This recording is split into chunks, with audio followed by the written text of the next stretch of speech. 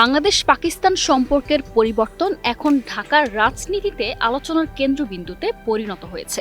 সম্প্রতি পাকিস্তানের পররাষ্ট্র ও অন্যান্য গুরুত্বপূর্ণ দপ্তরের একাধিক মন্ত্রীর বাংলাদেশ সফরকে কেন্দ্র করে দুই দেশের দ্বিপাক্ষিক সম্পর্কে একটি নতুন গতি লক্ষ্য করা যাচ্ছে। তবে এই নব উদ্দীপিত সম্পর্কে বাণিজ্যিক ও কূটনৈতিক দিক থেকে কে কতটা লাভবান হবে সেই প্রশ্নটি এখন সবচেয়ে গুরুত্বপূর্ণ।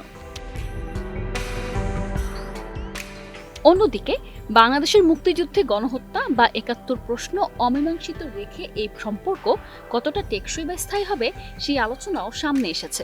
ওয়ালটন এখন দেশের সীমানা পেরিয়ে পৌঁছে গিয়েছে ৫০টিরও বেশি দেশে।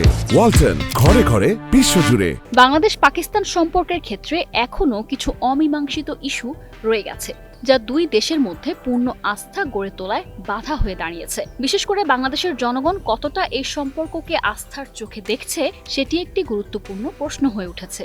জনগণের মনোভাব ও ইতিহাসের প্রেক্ষাপট এই আস্থার জায়গায় পৌঁছাতে বড় ভূমিকা রাখছে। বাংলাদেশে ক্ষমতাচ্যুত শেখ হাসিনার ১৫.৫ বছরের শাসনে ভারতের সঙ্গে সম্পর্ক যেমন খুবই ঘনিষ্ঠ হয়েছিল, তেমনি পাকিস্তানের সঙ্গে বাংলাদেশের সম্পর্ক তলানিতে গিয়ে ঠেকেছিল।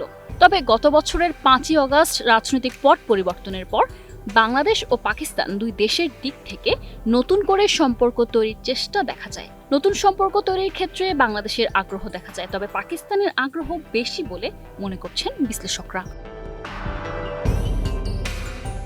বাংলাদেশ পাকিস্তান দুই দেশ তাদের এই সম্পর্কের ক্ষেত্রে পরস্পরের মধ্যে বাণিজ্য বাড়ানোর কথা বলছে।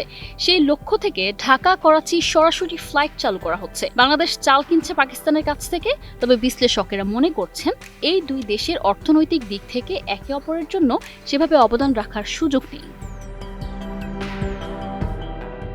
ইসলামাবাদে বাংলাদেশ হাই কমিশনে ডেপুটি হাই কমিশনার ছিলেন মোস্তাফিজুর রহমান। তিনি বলেছিলেন, অর্থনৈতিক দিক বিবেচনা করলে পাকিস্তানের চেয়ে বাংলাদেশ সুবিধাজনক অবস্থায় আছে, ফলে অর্থনীতি ও বাণিজ্যে দুই দেশের কারো সেভাবে লাভ হবে না। একটিমাত্র খাতে টেক্সটাইলে পাকিস্তান বাংলাদেশকে সহযোগিতা করতে পারে, সেক্ষেত্রেও পাকিস্তান যদি বাংলাদেশে বিনিয়োগ করে তাহলে সে দেশের অর্থনীতিতে অবদান রাখতে পারবে। কিন্তু বিশ্লেষকরা মনে করেন, দুই দেশের মানুষের মধ্যে যদি আস্থার ও স্থায়ী সম্পর্ক না থাকে, সেখানে রাজনৈতিক বিবেচনায় সম্পর্ক করা হলে তা একে অপরের জন্য বিনিয়োগে সেভাবে এগিয়ে আসবে না। এছাড়া বিশ্লেষকেরা মনে করেন, গণহত্যা সহ ৭১ প্রশ্নে মীমাংসা না করে বাংলাদেশের কোনো পক্ষের সঙ্গে পাকিস্তানের সম্পর্ক আরও ঘনিষ্ঠ হতে পারে। সেটাকে দুই দেশের মানুষের মধ্যে আস্থার সম্পর্ক বলা যাবে না। এখন বাংলাদেশ পাকিস্তান সম্পর্ক কোন ধরনের, কে কি পেতে চাইছে তা স্পষ্ট নয়। বাংলাদেশের মানুষের কাছে সেজন্য নানা প্রশ্ন উঠছে। এছাড়া এ অঞ্চলের ভূ রাজনীতি নিয়ে কোনো চিন্তা এর পেছনে কাজ করছে কিনা এমন সন্দেহ প্রকাশ করছেন বিশ্লেষকদের অনেকে। নিশা আলম, নিউজ ডেস্ক, ২১ টেলিভিশন।